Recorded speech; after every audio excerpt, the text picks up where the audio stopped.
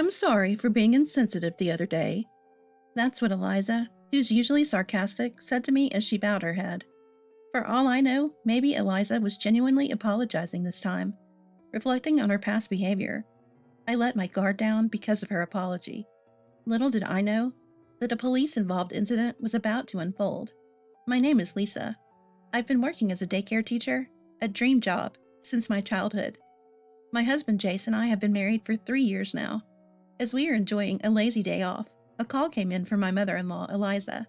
"You should come visit us soon. You haven't been home for 6 months."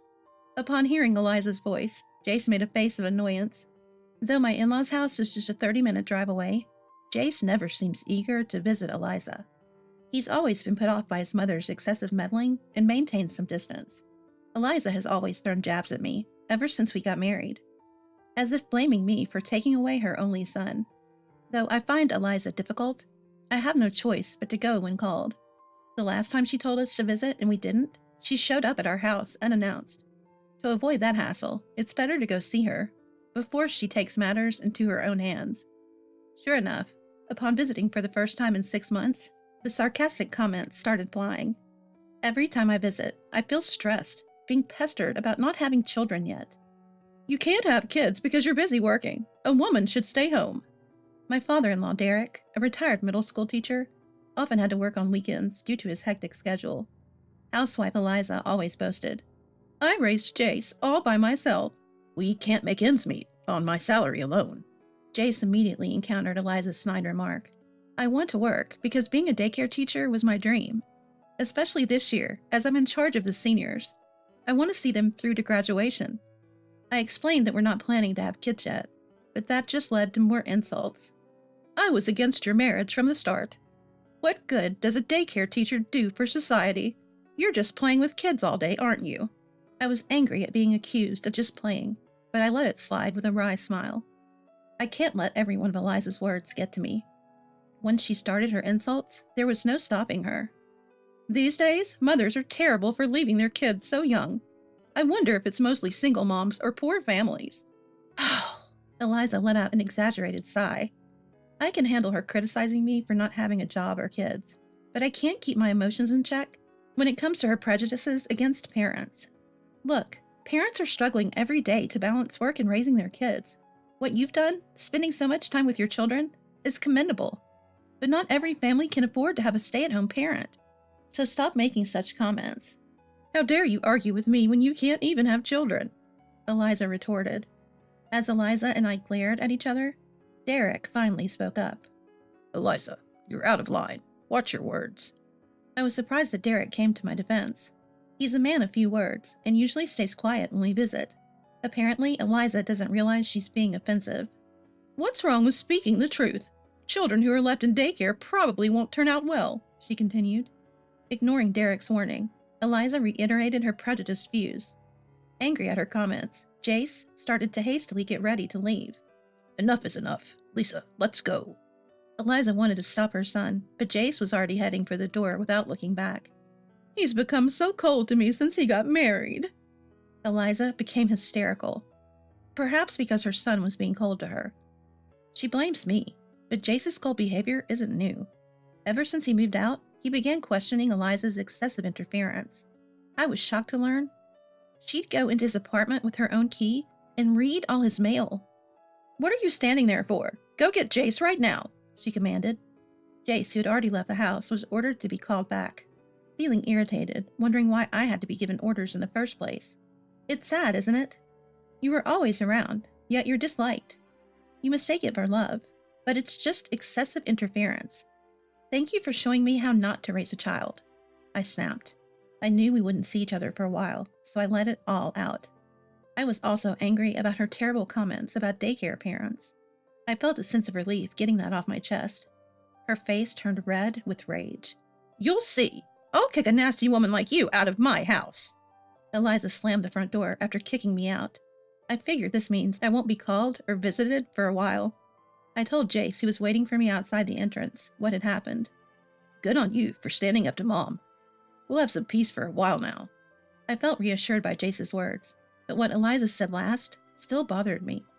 If we don't hear from her, I guess we don't have to visit for Christmas. A few days after thinking this, Jace got a message from Eliza. She's asking if we'd like to come to a pizza party. She said she regrets what she said to Lisa and wants to apologize. Jace asked me what I thought, and I hesitated. Honestly, I can't imagine Eliza actually apologizing. The olives on the pizza are from a friend's farm. They're really fragrant and delicious. Let's just go, and if Mom starts her snide remarks again, we'll just take the pizza and leave. I couldn't help but laugh at Jace's suggestion. That's when I remembered Jace has a real love for pizza. All right, let's go. I'm curious to see if Eliza will actually apologize. So we decided to visit my in-laws' home again on our next day off. As soon as we arrived, Eliza immediately apologized. I'm sorry for my insensitive remarks the other day. Can you forgive me? Eliza's deep apology made her seem like a different person. After that, Eliza and I chatted and laughed. This might be a first since we got married. Liza, you sit here. If you want seconds, just let me know. Eliza had even portioned out several pieces of pizza for each of us. Apparently, she's a bit of a germaphobe, even when it comes to family. The fresh pizza emitted an appetizing aroma. I noticed Derek wasn't around as we sat down to eat. According to Eliza, he was working in the yard, and she said to eat without him. Guess we'll start then. Jace quickly grabbed a slice and took a big bite. The moment Jace picked up the pizza, I smelled its wonderful aroma. Eliza urged us to eat the hot pizza quickly, so I took a slice. The colorful veggies on top looked delicious. Eager to enjoy the acclaimed olives, I took a careful bite. But the moment I bit into it, something fell off. The bacon was juicy, and the abundant veggies were delicious. But the olives and asparagus don't have any fragrance, I muttered in a low voice. But I couldn't complain about food that was prepared for us. Jace, do you taste or smell the olives on your pizza? I quietly asked Jace, making sure Eliza couldn't hear. He nodded, as if it were a given. I thought maybe my nose was stuffed because I was catching a cold, so I continued to eat. 20 minutes after we started eating, Derek comes back from the yard and takes his seat. I must have looked puzzled while examining the pizza toppings. He asked what was wrong. I looked at Derek and said, I was just thinking. I don't smell any olives or asparagus. Then Eliza's voice comes from the kitchen. It's on there. Trust me. The moment I hear Eliza's laughter, Derek slams my plate off the table. Spit it out. How much did you eat? The plate shatters loudly on the floor. Caught off guard by Derek's uncharacteristic yelling, I stammer. I ate a few slices. Jace asks what's going on, but Derek just keeps insisting that I spit it out. Eliza, on the other hand, doesn't come out of the kitchen even though Derek is shouting. Confused, I get up to head to the bathroom and feel incredibly dizzy. I rush to the toilet and throw up repeatedly.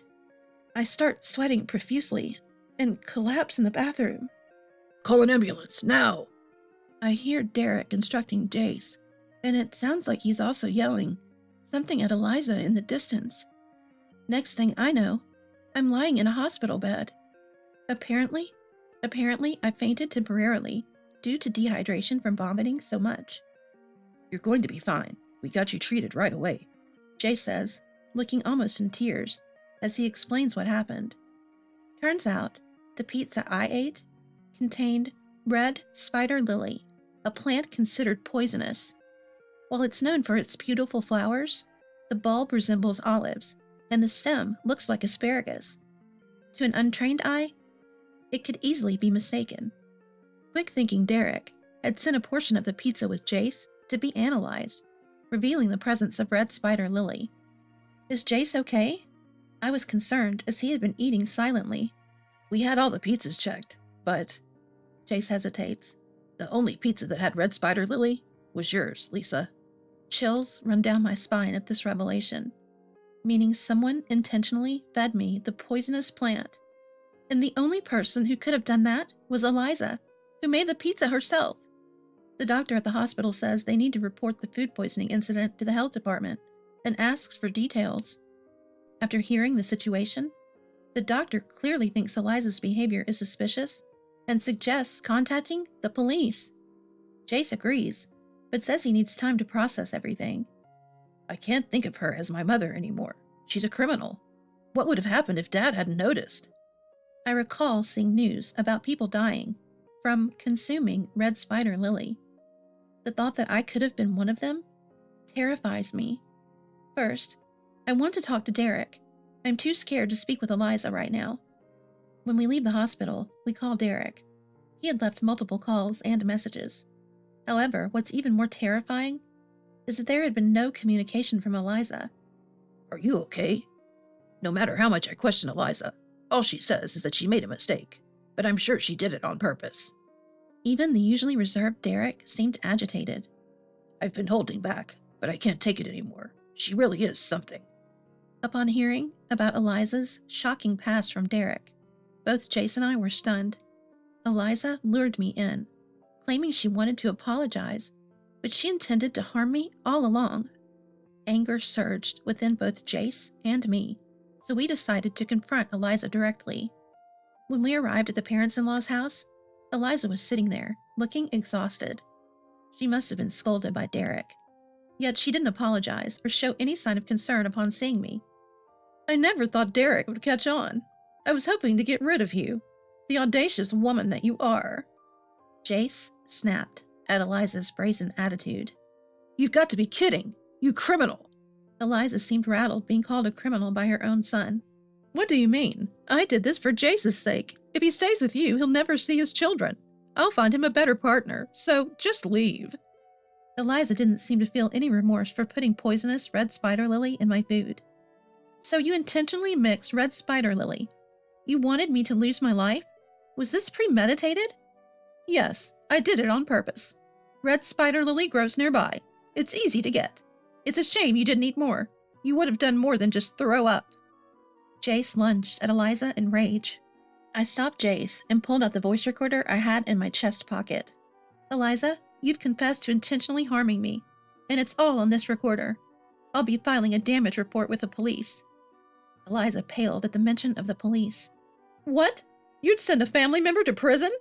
Yes, and both Derek and Jace have agreed. Besides, you've done the same to Derek in the past. I relayed what I'd heard from Derek. There had been a major fight over a trivial matter before. The day after the big fight, Derek noticed that dinner's pizza had no smell of olives. As a former middle school teacher, he was always cautious about food poisoning and knew what could be toxic. Instantly, he thought of red spider lily. Derek faked a stomachache and didn't touch the pizza. After Eliza went to bed, he checked the trash can and found remnants of red spider lily, which terrified him. Because of his past experiences, he was able to quickly tell me to spit it out. I can tolerate it if it's just me, but I can't allow harm to come to someone important to my son. We're getting divorced now. Derek had been able to focus on work because of Eliza's support. She had helped raise Jace, so he couldn't easily bring himself to say divorce. He knew red spider lily had been mixed into the pizza, but never blamed Eliza before. But now, he seemed resolved to give up on Eliza. Eliza, who never thought divorce was on the table, was stunned. How am I supposed to live now? I'll give you this house.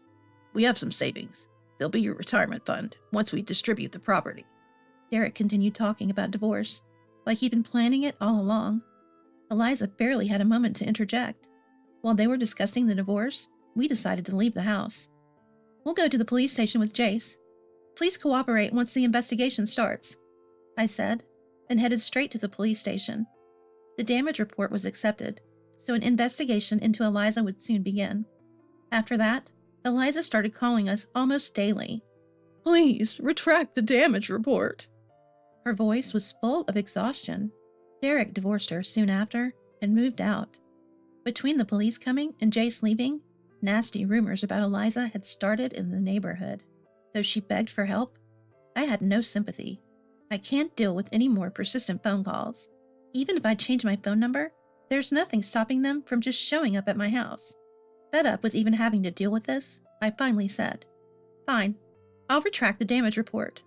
But never show your face to us again. Even when a grandchild is born, you won't meet them. If you approach us, I'll consult the police. This seemed to shock Eliza, who had been eagerly awaiting a grandchild. However, she must have thought that a criminal record would be more damaging. Eliza ended up paying me settlement money, so I withdrew the damage report. She probably used the money from a property division she got during her divorce from Derek, so her savings must have taken a big hit.